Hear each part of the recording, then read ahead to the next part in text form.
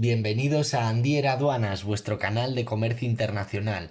Hoy os voy a explicar en qué consiste el arbitraje internacional, qué características tiene, cuál es su funcionamiento y qué ventajas puede aportar a las empresas. El arbitraje internacional es un mecanismo muy útil para poder resolver los conflictos comerciales. Es más simple, rápido, flexible, trata de ser neutral y además es más confidencial que acudir a resolver una disputa entre empresas o entre empresas y países a los tribunales de justicia. Cuando hay operativa comercial internacional, no estará exenta de disputas y de controversias entre las empresas, que pueden ser fabricantes, mayoristas, cargadores, transportistas, aseguradoras, transitarios, operadores logísticos, clientes, etc. Todas estas disputas pueden venir, por ejemplo, por retrasos en la entrega de productos, por problemas de calidad, productos defectuosos, variación de las cláusulas del contrato, como precios, envases y embalajes, los plazos de entrega, el Incoterm pactado y también a veces por incumplimiento del producto con la normativa del país de destino o la falta de certificaciones y homologaciones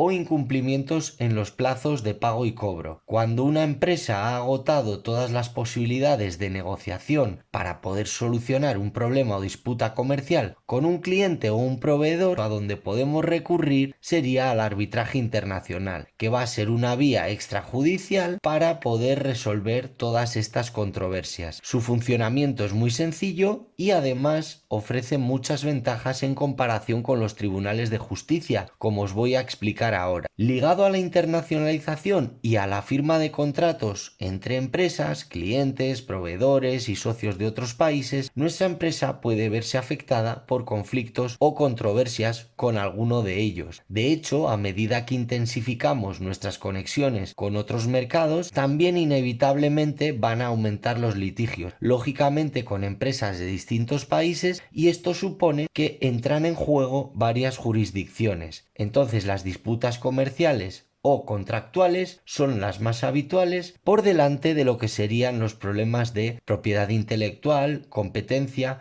o responsabilidad civil asociada a productos. Dentro de este contexto, las empresas necesitan tener la mayor seguridad jurídica posible para poder llevar a cabo su actividad de una manera sostenible, sin imprevistos y de la forma más rápida posible. Entonces, uno de los temas más importantes cuando vamos a firmar un acuerdo con otra empresa extranjera es fijar la legislación por la que se va a regir nuestro contrato. No obstante, mejor que acudir a los tribunales, como os voy a explicar ahora, y con la idea de poder prevenir las controversias y esas disputas entre las empresas de una forma más rápida y más económica, en los contratos podemos incluir cláusulas como las del arbitraje. Este arbitraje es un mecanismo que va a ser utilizado para poder resolver las disputas o las controversias en el ámbito mercantil, alternativo al proceso judicial y elegido a voluntad de las partes implicadas. Estas partes van a elegir a los árbitros, también el idioma,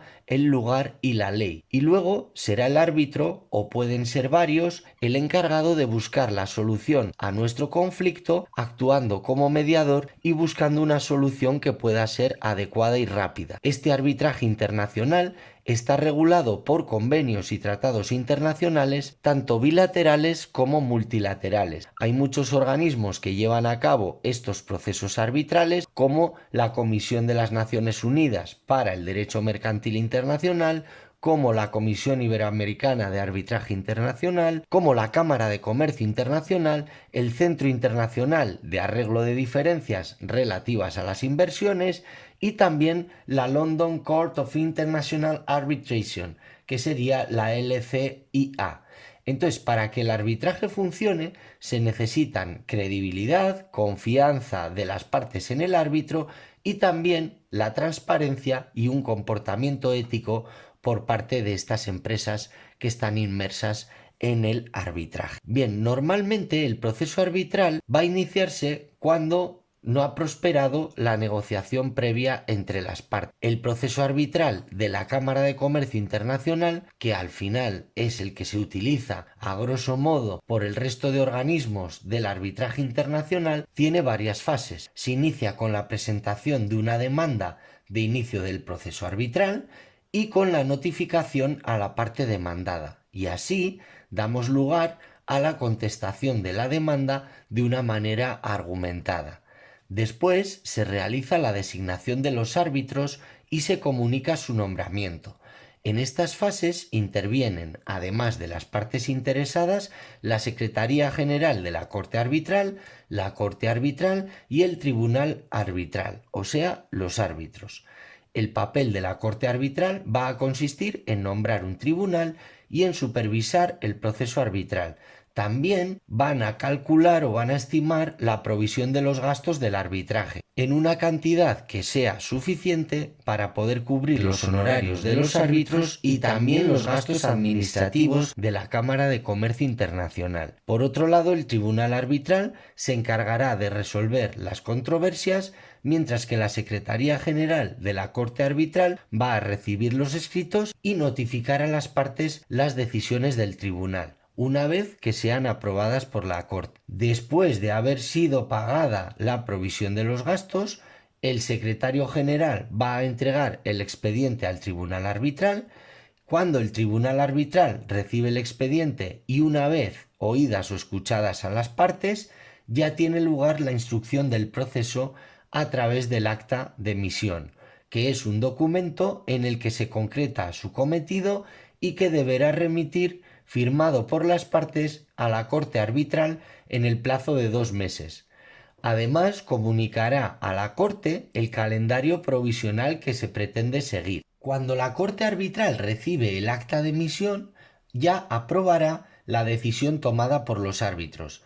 El proceso va a terminar con la emisión del laudo arbitral o la decisión final, que no podrá ser recurrido como sí ocurre con la sentencia de un tribunal de justicia, ya que en este caso no existe una segunda instancia arbitral. De todas maneras, antes de la emisión del laudo en firme, las partes pueden solicitar alguna corrección o complemento al laudo, y un laudo extranjero puede ser sometido a un proceso de homologación para su reconocimiento y ejecución en los diferentes países de las empresas implicadas. Como ventajas principales al acudir al arbitraje internacional con respecto a los tribunales de justicia, tenemos la simplicidad del proceso, la rapidez, ya que en general se requiere menos tiempo que en los procesos judiciales, su flexibilidad, porque las partes tienen el derecho a elegir entre un árbitro único o un tribunal arbitral formado por varios árbitros en función